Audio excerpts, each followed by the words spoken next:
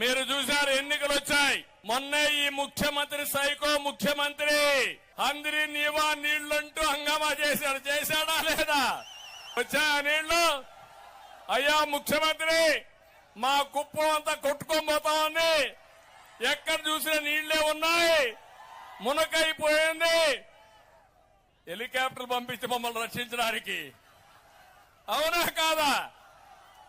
డ్రామాలు ఆడతావా? సినిమా సెట్టింగ్లు పెడతావా? నీళ్లు ఎక్కడి నుంచో తెచ్చారు, గేట్లు ఎక్కడి నుంచి తెచ్చారు, గేట్లు పెట్టారు, నీళ్లు ఎత్తారు. ఈయన వెళ్ళాడు, తెల్లవారితో గేట్లు తీసుకుపోయారు.